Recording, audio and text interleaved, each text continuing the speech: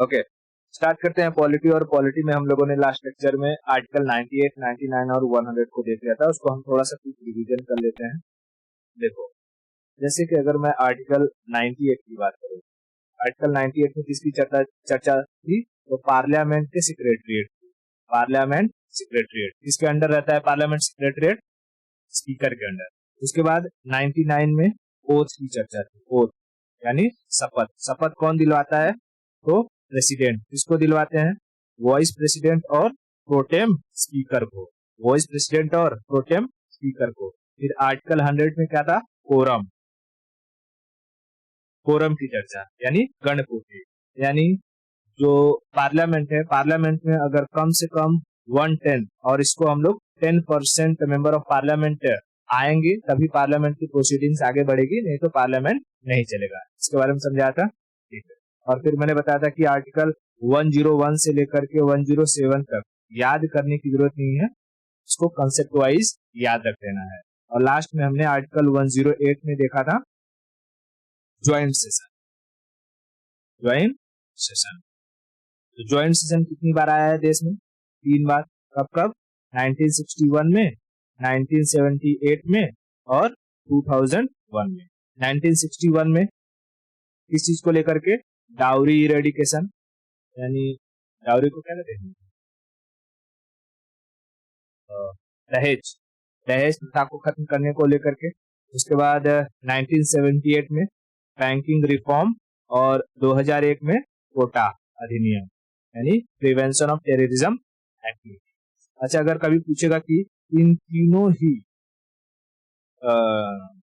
Joint session के time कौन person था जो प्रेजेंट था? तो अटल बिहारी वाजपेयी। ठीक है, अटल बिहारी वाजपेयी साहब इन तीनों ही सेशन में प्रेजेंट थे। ठीक है,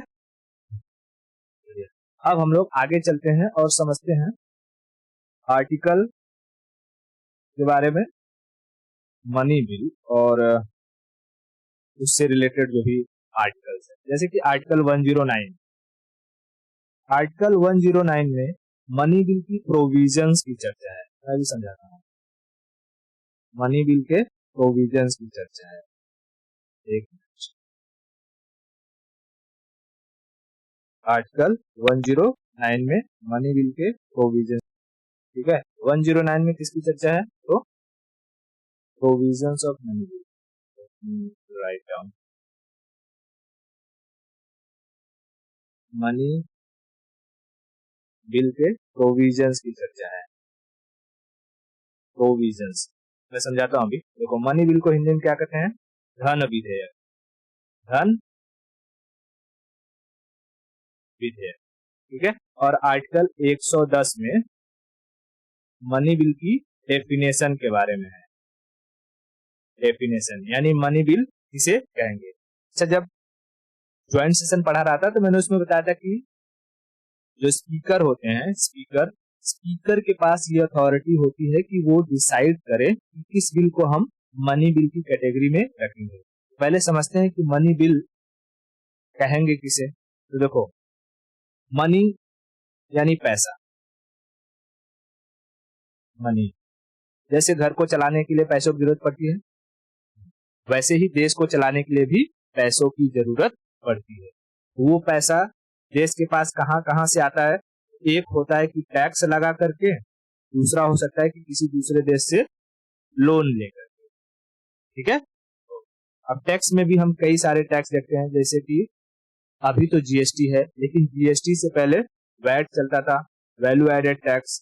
फिर उसके बाद वैल्यू एडेड टैक्स किस पर था? सामानों पर। जैसे अभी जीएसटी है, गुड्स एंड सर्विस टैक्स, वैसे ही वैट हुआ करता था।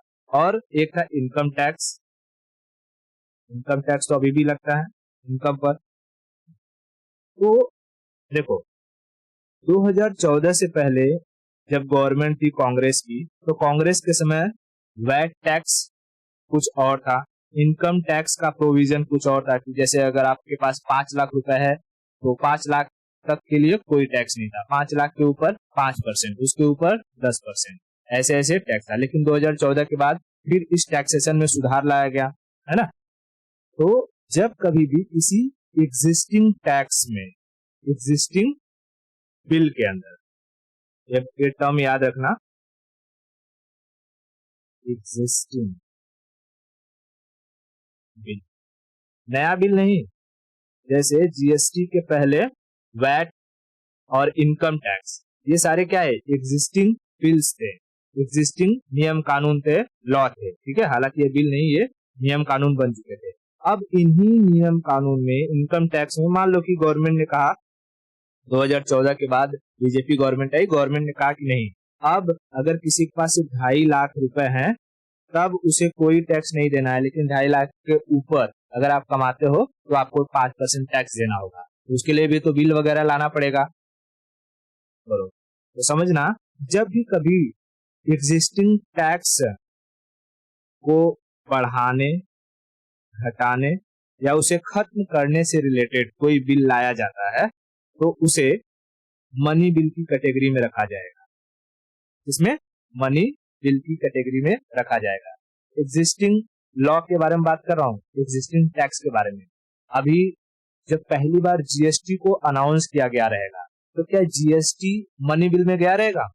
नहीं, क्योंकि जीएसटी अभी नया बिल था, उसे पहले इंट्रोड्यूस करना होगा, वो लॉ बनेगा, उसके बाद जब जीएसटी में इंक्रीमेंट डिक्रीमेंट होगा, क्योंकि हर 3 महीने में हम देखते हैं कि निर्मला सीतारमन किसी न किसी प्रोडक्ट पर जीएसटी बढ़ा देते हैं। कभी इलेक्ट्रॉनिक पर जीएसटी 18% हो जाता है तो कभी 12% हो जाता है, कभी दूध दही पर जीएसटी नहीं होता है तो कभी दूध दही पर जीएसटी आ जाता है।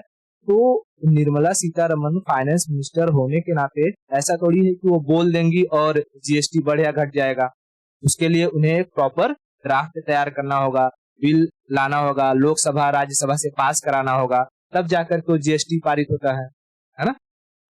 तो जब जीएसटी आ गई और जीएसटी के बाद, मतलब मैं यहाँ लिख देता हूँ जीएसटी, जब जीएसटी आई और जीएसटी में जब कोई चेंजेस होगा, चेंजेस ये भी पैसे से रिलेटेड है, तो जीएसटी में होने वाला करंट चेंज अभी के टाइम, इनिशियल स्टार्टिंग फेज में नहीं, अभी के टाइम जो चेंज होगा उसके लिए जो बिल लाया जाएगा वो किस में जाएगा?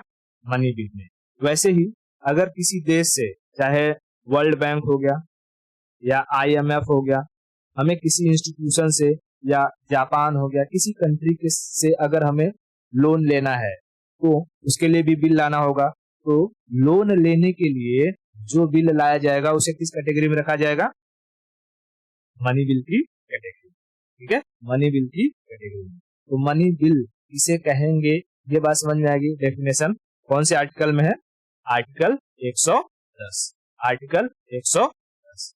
अब हम लोग समझ लेते हैं कि आर्टिकल 109 क्या कहता है, यानी प्रोविजंस के बारे में। प्रोविजंस, देखिए प्रोविजन क्या कहता है, सिंपल सी बात है। इसमें लिखा गया है कि जब भी गवर्नमेंट मनी बिल लाएगी, जब भी गवर्नमेंट मनी बिल लाएगी तो पहले प्रेसिडेंट को इन्फॉर्म कर देगी। तो प्रायर नोटिस दे दिया जाता है, इसको प्रेसिडेंट को। जब किसी भी बिल को लेकर के अगर प्रेसिडेंट पहले से जानते रहते हैं तो प्रेसिडेंट के पास कोई भी पावर नहीं होता है कि वो उस पर साइन करे या ना करे, उन्हें साइन करना ही होगा। सो president can not return that bill for reconsideration. यहां लिख दूं, president can not return, can not return for reconsideration,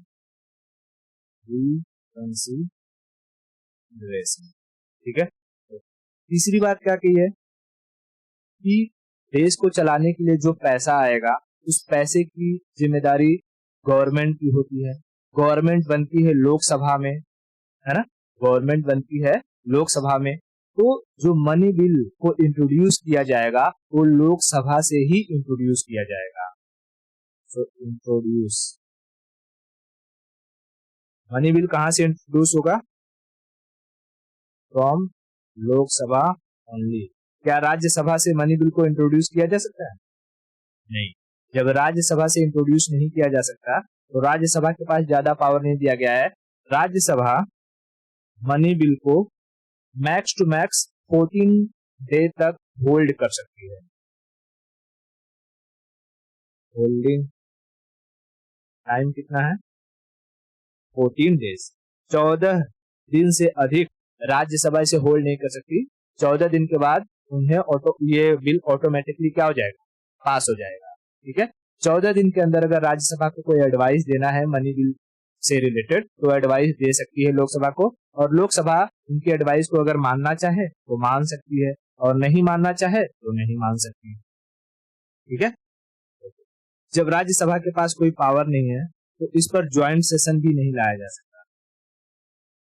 joint session, ठीक है, ज्वाइंट सेशन भी इस पर नहीं बुलाया जा सकता। ज्वाइंट सेशन इस पर नहीं बुलाया जा सकता। इतना क्लियर है?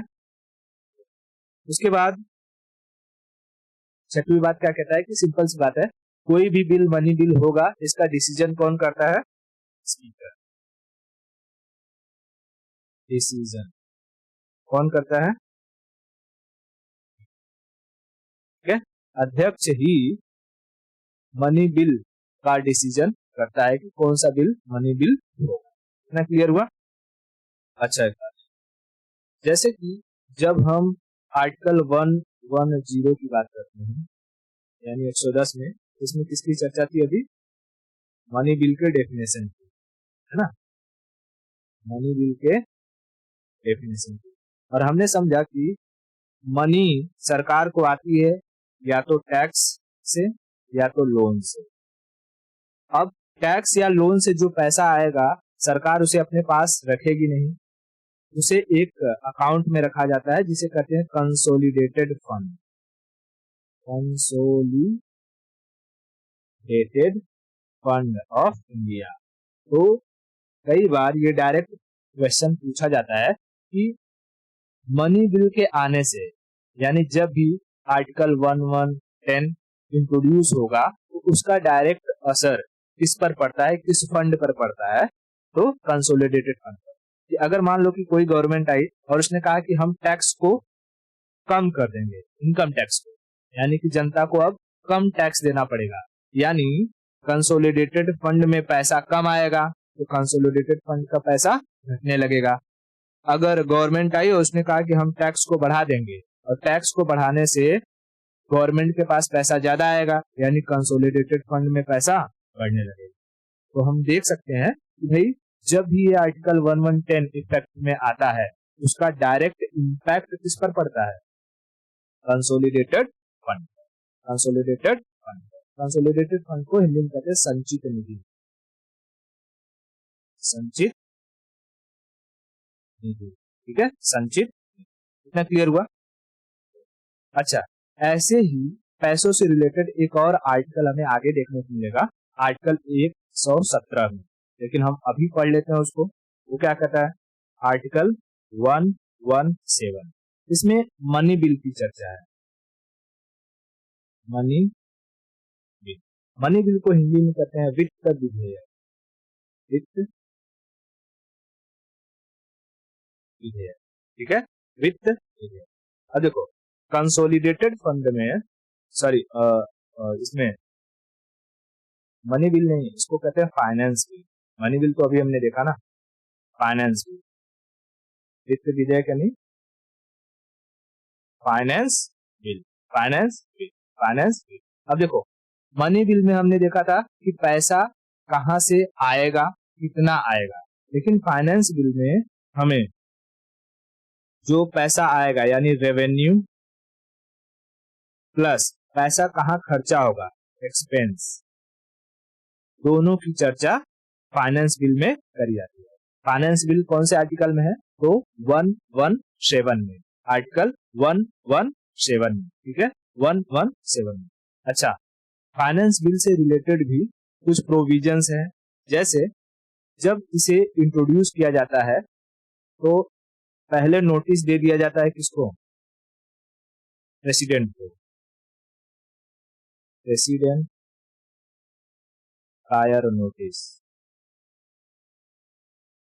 ठीक है, प्रायर नोटिस उन्हें पहले बता दिया जाता है। तो क्या प्रेसिडेंट रोक सकते हैं? कैन नॉट, नहीं रोक सकते। Can not send for reconsideration, reconsideration, ठीक है। Can not send for reconsideration, reconsideration के लिए नहीं भेज सकते। अच्छा, ये जो फाइनेंस बिल है, ठीक है, फाइनेंस बिल लोकसभा या राज्यसभा कोई भी इंट्रोड्यूस कर सकता है। So can be introduced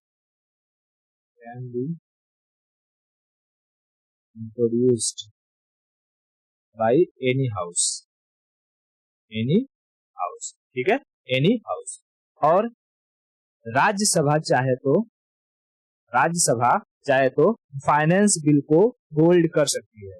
Rajya Sabha can hold it, मतलब उसे अगर पास करना है तो पास करेगी, नहीं पास करना है तो नहीं करेगी, राज्यसभा की मर्जी है, ठीक है। और इस पर ज्वाइंट सेशन बुलाया जा सकता है, ज्वाइंट सेशन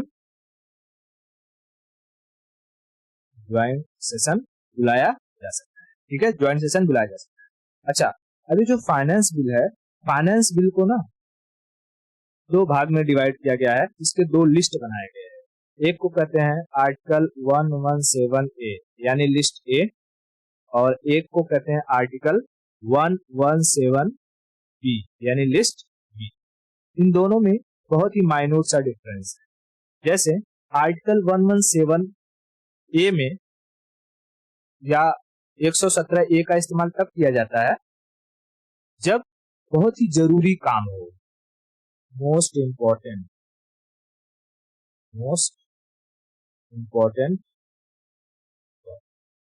और 117B का इस्तेमाल तब किया जाता है जब काम बहुत ज्यादा इंपॉर्टेंट नहीं। तो मैं लिख सकता हूँ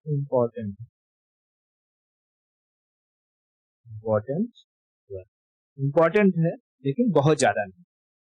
फॉर एग्जाम्पल कि इंडिया और चाइना के साथ अगर वॉर हो गया, इंडिया चाइना के साथ क्या हो गया, वॉर हो गया। वॉर की सिचुएशन में हमें क्या चाहिए, वेपन। और अगर हमारे पास वेपन्स की कमी हो गई तो ऐसे समय में हमें दूसरे देशों के साथ वेपन खरीदना होगा। मान लो कि ये वेपन हम खरीद रहे हैं यूएसए से, ठीक है, यूएसए से। तो यूएसए को हमें पैसा देना पड़ेगा, और पैसा देने के लिए हमें कंसोलिडेटेड फंड में से पैसे को निकालना पड़ेगा। यानी यहाँ हमें क्या दिखाना होगा, एक्सपेंस। अब इस एक्सपेंस के लिए आर्टिकल 117A का इस्तेमाल किया जाएगा, आर्टिकल 117A का इस्तेमाल किया जाएगा। अच्छा, जब ये आर्टिकल 117A का इस्तेमाल किया जाएगा, मान लो कि युद्ध हो गया है और युद्ध के समय में जो गवर्नमेंट रहेगी देश में, उसी की रिस्पॉन्सिबिलिटी होगी कि कितना हथियार खरीदना है, कितना पैसा खर्च करना है। तो इस आर्टिकल 117A को सिर्फ और सिर्फ लोकसभा में ही इंट्रोड्यूस किया जा सकता है। Can be introduced only in Lok Sabha, यानी जिसकी गवर्नमेंट रहेगी वही आर्टिकल 117A का इस्तेमाल कर सकता है। राज्यसभा चाहे तो इस आर्टिकल 117A के तहत लाए गए बिल को रोक सकती है। राज्यसभा कैन होल्ड, ठीक है, राज्यसभा उसे होल्ड कर सकती है। और लोकसभा अगर उसे पास कराना चाहती है तो उस पर ज्वाइंट सेशन बिठाया जा सकता है, ज्वाइंट सेशन बिठाया जा सकता है, ठीक है, ज्वाइंट सेशन बिठाया जा सकता है। ये था हमारा 117A। अब 117B में क्या है, लीस्ट इंपॉर्टेंट काम में या इंपॉर्टेंट काम में क्या आएगा, जैसे कि यूनिवर्सिटी बनवानी है, यूनिवर्सिटी, हॉस्पिटल बनवाना है, रोड बनवाना है, ठीक है, हाईवे बनवाना है, कुछ भी बनवाना है, तो उसके लिए आर्टिकल 117 बी का इस्तेमाल करना होगा। इसमें भी हमें क्या दिखाना होगा, एक्सपेंस दिखाना होगा, कितना खर्चा जाएगा, एक्सपेंस। अब यूनिवर्सिटी हो, हॉस्पिटल हो, रोड हो, जिसकी गवर्नमेंट है वो भी बनवा सकती है, और जिसकी गवर्नमेंट नहीं है अगर वो भी चाहे तो बनवा सकती है अपने एरिया के डेवलपमेंट के लिए, है ना। कि अगर कोई सांसद है वो राज्यसभा में है, ठीक है, और वो चाहता है कि वो जिस एरिया से सांसद है वहां पर रोड का इंफ्रास्ट्रक्चर बढ़िया हो, वहां पर कोई हॉस्पिटल खोला जाए, तो उसके लिए भी उसे पैसे लगेंगे, और उसे उस पैसे को कहाँ से निकालना होगा, कंसोलिडेटेड फंड से, और उसके लिए उसे बिल लाना होगा। तो वो बिल किस आर्टिकल के तहत लाएगा, 117 बी के तहत, 117 बी के तहत। तो हम समझ सकते हैं कि आर्टिकल 117 बी का इस्तेमाल लोकसभा प्लस राज्यसभा दोनों कर सकती है, यानी article 117 B can be introduced by any house. इतना क्लियर है। अच्छा, अगर जैसे कि राज्यसभा से किसी सांसद ने 117 बी के तहत बिल पास किया, तो लोकसभा चाहे तो उसे रोक सकती है, और अगर लोकसभा के किसी सांसद ने पास किया तो राज्यसभा चाहे तो उसे रोक सकती है। तो यहाँ पर can be stop, can be stop या hold by any house, Rajya Sabha, Lok Sabha, ठीक है। और इस पर भी ज्वाइंट सेशन बुलाया जा सकता है, ज्वाइंट सेशन बुलाया जा सकता है। तो देखो, आर्टिकल 117 ए और 117 बी में सिर्फ इतना फर्क है, 117 ए अगर कहीं इंट्रोड्यूस होगा तो सिर्फ और सिर्फ लोकसभा में इंट्रोड्यूस होगा, और आर्टिकल 117 बी जिसे चाहिए वो इंट्रोड्यूस कर सकता है। लोकसभा का कोई मेंबर है वो भी इंट्रोड्यूस कर सकता है, राज्यसभा का कोई मेंबर है वो भी इंट्रोड्यूस कर सकता है। इतना क्लियर हुआ, 117 ए, 117 बी। अब हम समझते हैं कि एक रिलेशन मनी बिल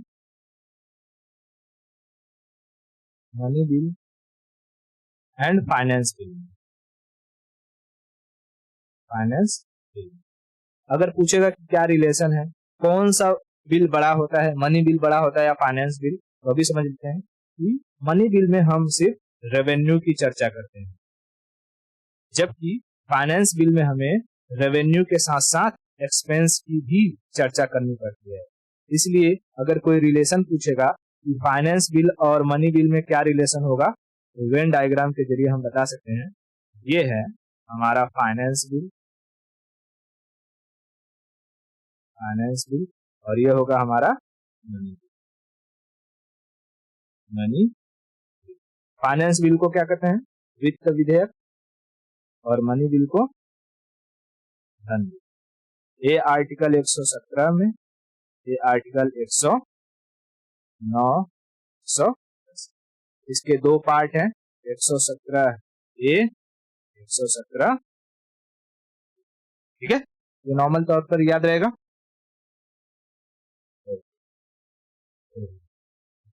अब हम ये समझ लेते हैं, अच्छा कितनी तरीके के बिल होते हैं, है ना, टाइप्स ऑफ बिल समझ लेते हैं। थोड़ा सा छोटा सा ही टॉपिक है, types of bill, types of bill. पहले मैं लिख देता हूं, मोस्टली 4 तरीके के बिल होते हैं। एक जिसको हम कहते हैं अमेंडमेंट बिल,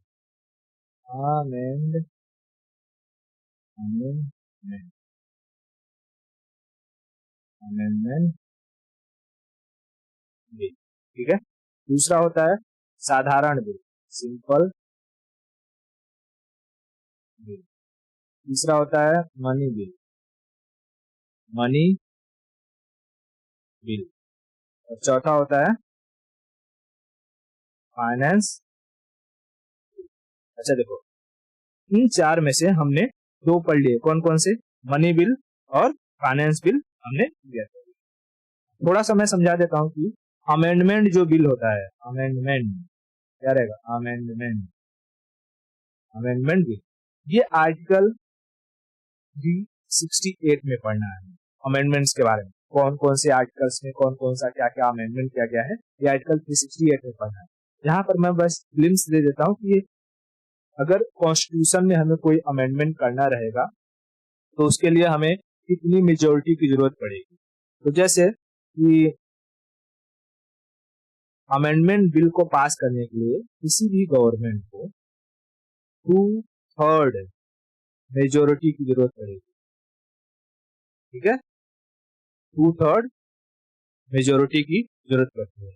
या कभी कभी ऐसा कोई बिल लाया गया जो पूरे देश को इम्पैक्ट करे, तो उसके लिए उस सिचुएशन में 2/3 मेजोरिटी प्लस 50% से अधिक राज्यों की सहमति, 50% स्टेट कंसेंट, स्टेट्स कंसेंट की जरूरत पड़ती है। ठीक है, जैसे कि अगर हम बात करते हैं, मान लो कि पंचायत से रिलेटेड कोई मुद्दा आ गया, ठीक है, कि कॉन्स्टिट्यूशन में पंचायत को ईपीएसपी से निकाल करके अलग कोई इसमें आर्टिकल में रखना है, तो उसके लिए क्योंकि पंचायत पूरे देश में लागू होगा, हर एक राज्य इफेक्टेड होंगे, तो पहले जो गवर्नमेंट होगी, गवर्नमेंट को लोकसभा और राज्यसभा में 2/3 मेजोरिटी के साथ उसे पास कराना होगा। और जितने भी हमारे देश के 28 राज्य हैं, 28 में से कम 15 राज्य उस बिल को क्या करने चाहिए, समर्थन देना चाहिए, यानी उसे एक्सेप्ट करना चाहिए, तभी वो बिल पास हो पाएगा। ठीक है, नहीं तो वो बिल पास नहीं हो पाएगा। ठीक है, तो सबसे टफ अगर होता है किसी बिल को पास करवा पाना, वो होता है अमेंडमेंट। आप समझते हैं सिंपल बिल क्या, सिंपल बिल के बारे में? तो देखो, सिंपल बिल यानी कि कोई नॉर्मल मैटर है, नॉर्मल मैटर जैसे कि जो लड़कियों की मैरिज एज है, ठीक है, मैरिज एज ऑफ गर्ल्स पहले कितनी थी, 18 थी, अब गवर्नमेंट ने उसे बढ़ा करके कितना कर दिया, 21 में, यानी कि कम से कम 21 साल होनी चाहिए लड़की की एज, तभी वो शादी कर सकती है। ठीक है, अब ये ऐसे मुद्दों के लिए, ऐसे मैटर्स के लिए गवर्नमेंट को सिंपल मेजोरिटी की जरूरत पड़ती है,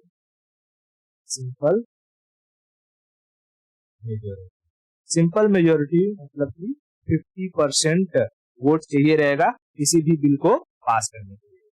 ठीक है, किसी भी बिल को पास करने के लिए। अच्छा, जो 2/3 मेजोरिटी होता है उसे हम लोग स्पेशल मेजोरिटी कहते हैं। ठीक है, स्पेशल मेजोरिटी कहते हैं। ये चारों तरीके के बिल समझ में आ गए, amendment bill, simple bill, money bill, finance bill, इन सब में कहीं कोई दिक्कत नहीं, कहीं कोई दिक्कत। ठीक है, तब आगे बढ़ते हैं और हम लोग समझते हैं कि जो कोई बिल होता है वो किस प्रोसेस से पास होता है।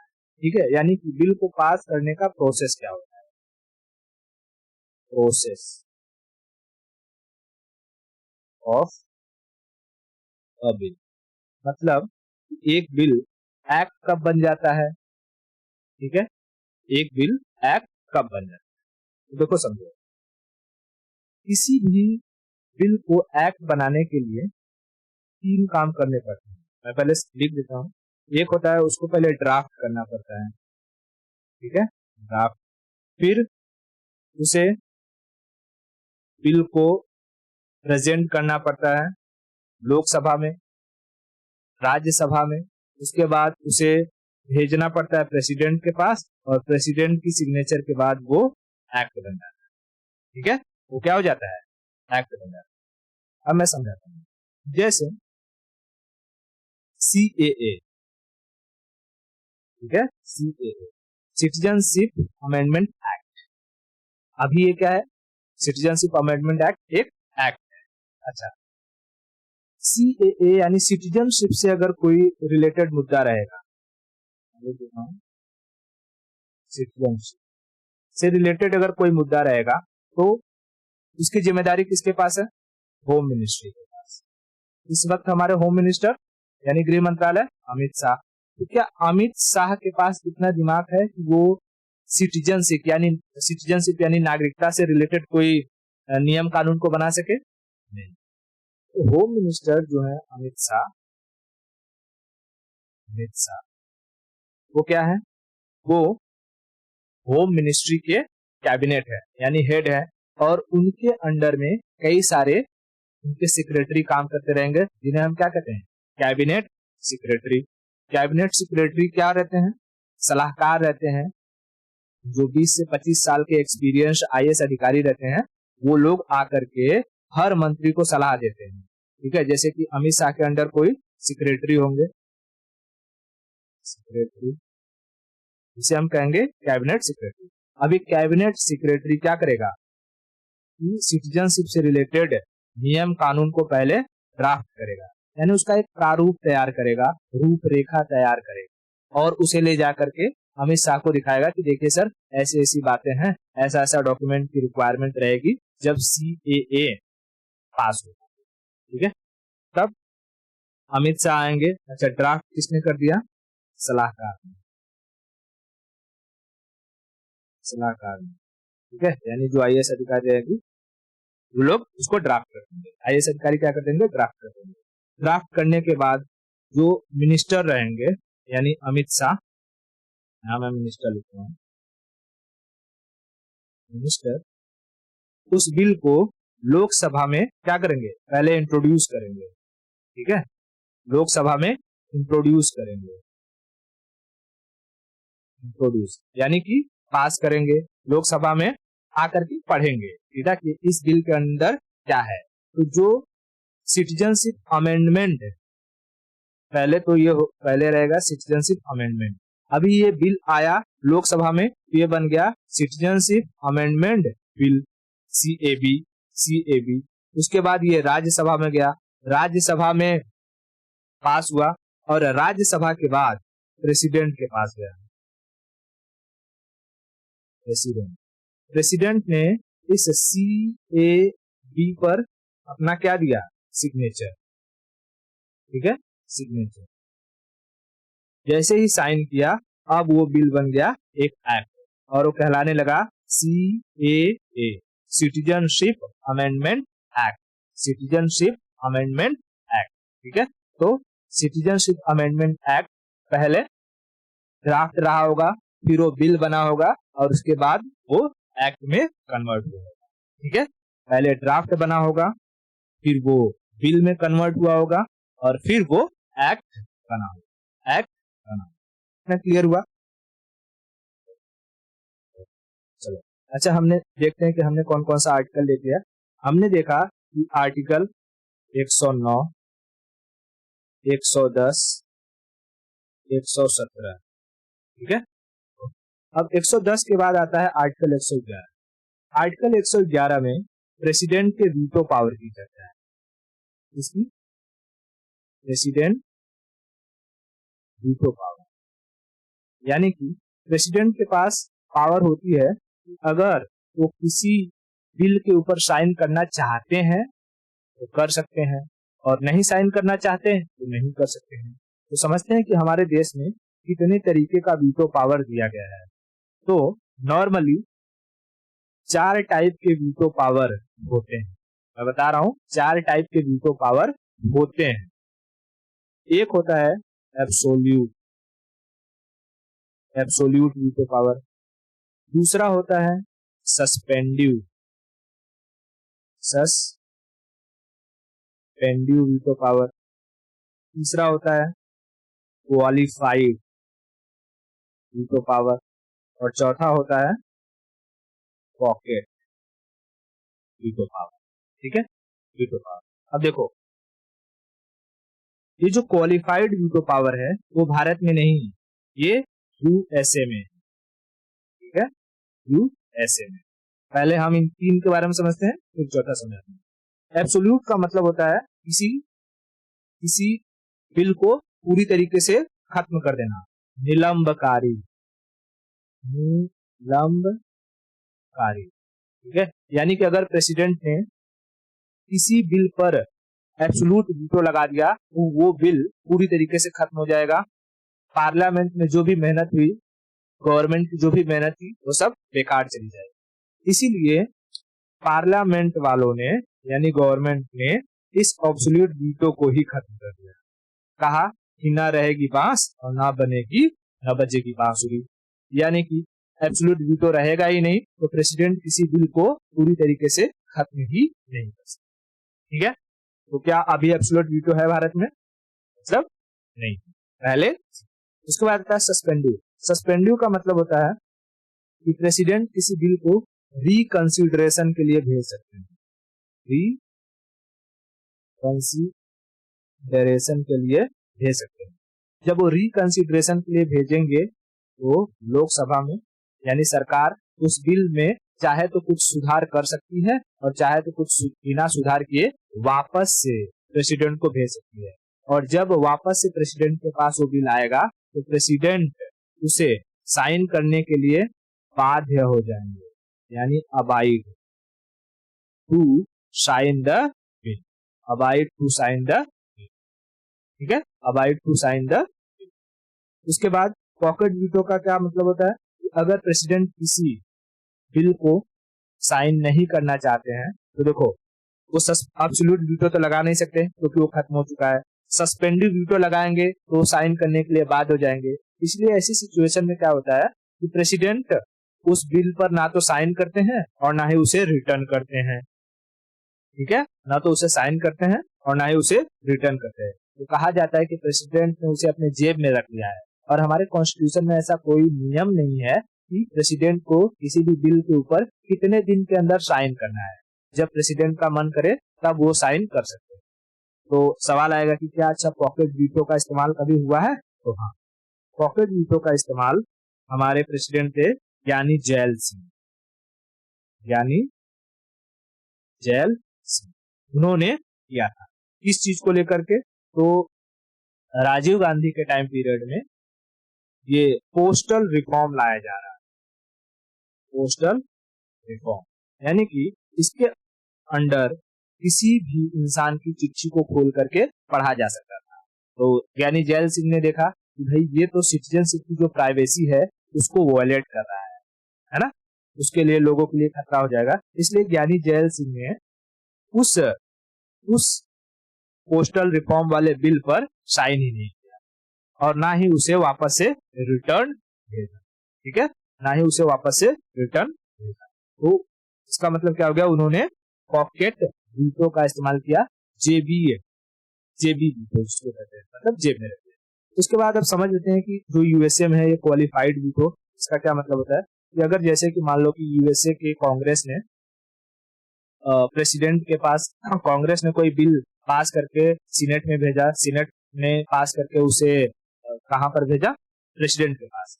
तो प्रेसिडेंट ने देखा कि इस बिल में कुछ कमी है और प्रेसिडेंट कहे कि हम इस पर क्वालिफाइड वीटो लगाते हैं, आप इसे क्या करिए, वापस से ले जाइए और इसमें कुछ सुधार कीजिए। इसमें क्या करना पड़ेगा उन्हें? Changes must. ठीक है, चेंजेस करने होंगे और चेंजेस करने के बाद उसे वापस से स्पेशल मेजोरिटी के साथ पास करवाना होगा। स्पेशल मेजोरिटी यानी 2/3 वोटिंग के साथ उस बिल को वापस से पास करवाना होगा और फिर वो प्रेसिडेंट के पास जाएगा तो प्रेसिडेंट उसे साइन। ठीक है, हालांकि वो चाहे तो एब्सोल्यूट वीटो का भी इस्तेमाल कर सकते हैं यूएसए में, सस्पेंडिव का भी कर सकते हैं, क्वालिफाइड कर सकते हैं, पॉकेट भी कर सकते हैं। लेकिन ये क्वालिफाइड भारत में नहीं है, यूएसए में है। तो यूएसए में क्या होता है ये चीज मैंने समझा। तो अगर पूछेगा कि प्रेसिडेंट का वीटो पावर कौन से आर्टिकल में है, तो आर्टिकल 111 में। कितने टाइप के वीटो पावर होते हैं? तो 4 तरीके के, भारत में 3 तरीके के हैं, एब्सोल्यूट, सस्पेंडिव और पॉकेट। यूएसए में कौन सा है? तो क्वालिफाइड। इतना क्लियर है? अगर इतना क्लियर है तो आज के लिए इतना रखते हैं, बाकी की स्टोरी हम नेक्स्ट लेक्चर में देखेंगे।